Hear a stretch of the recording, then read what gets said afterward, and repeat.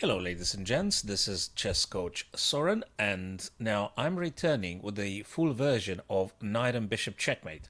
I'm using the Endgame practice engine on chess.com, so I'll be playing the engine at the minute now, having probably the worst case scenario.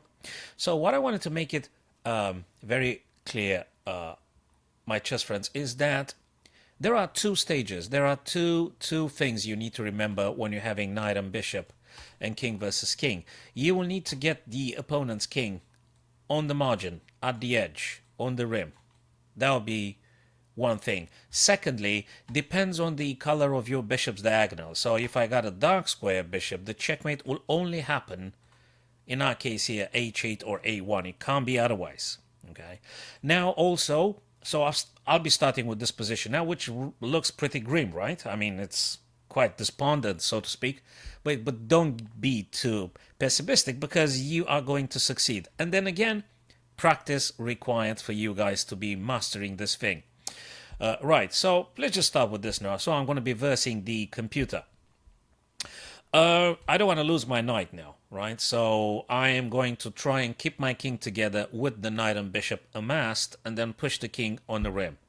Let's just go with this one. Again, I don't want to lose my knight, so I'm just going to play c3. And now I think I have an opportunity to be moving my king closer. You can't do it otherwise. You need to cooperate with all of your pieces. What I want to do next now, I reckon I just want to push the king again.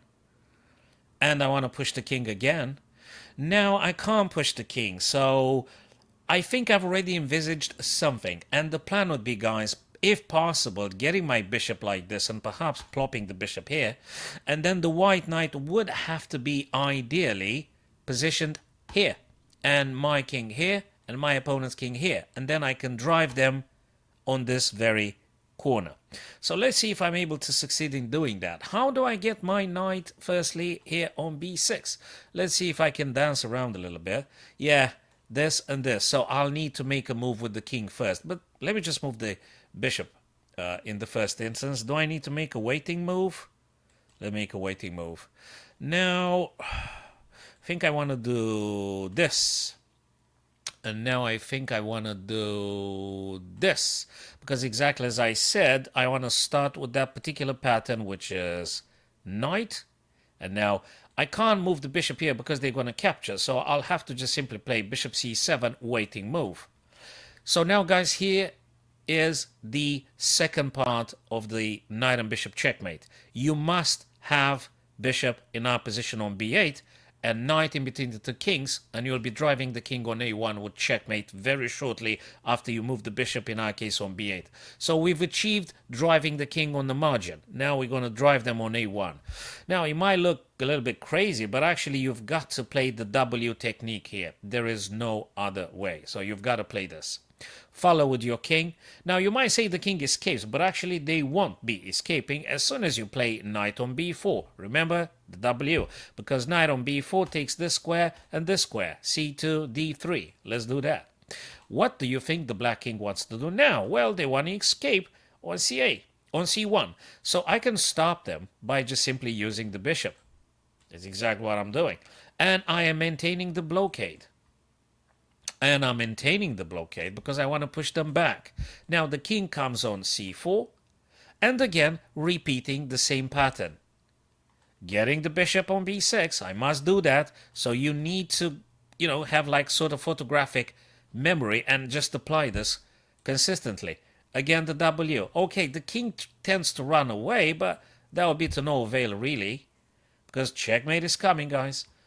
Checkmate is coming.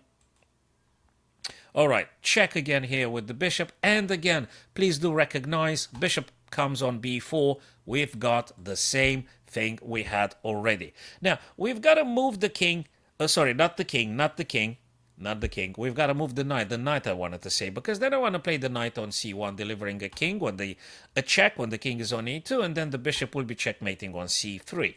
Okay, so we're going to be playing this. We're having a check, pushing the king in a corner, and now bishop to c3 delivers checkmate. How many moves? 30 moves. Okay, that's acceptable. So, again, guys, really won't matter where knight and bishop are. you've got to get them together, and you need to be using your king. You need to try and get that king on the margin, and then it is very important. Let me try and go back a little bit. It's very important that you guys understand that the aim has to be obtaining this.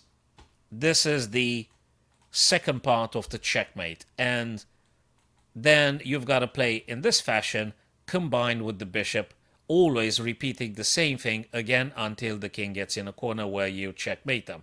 I know easier said than done, but once you get to practice it, guys, you can use various platforms. I think this Endgame, you will be finding it on other platforms, or you can use the chess.com. It's up to you guys. And you just keep practicing this a couple of times, and you will get quite confident that you will be able to do this fairly quickly. So drop me a couple of lines if I missed something, guys. And if you want to join me during my Twitch live streams, normally I'm using the multimedia platform restreaming. So if you want to join me and if you want to do this live together with me, guys, you are more than welcome. Don't forget to subscribe to my YouTube. Follow me on Twitch, guys. Get in touch with me. We're going to be doing more chess fun together. Thanks very much. Enjoy the remainder of the day.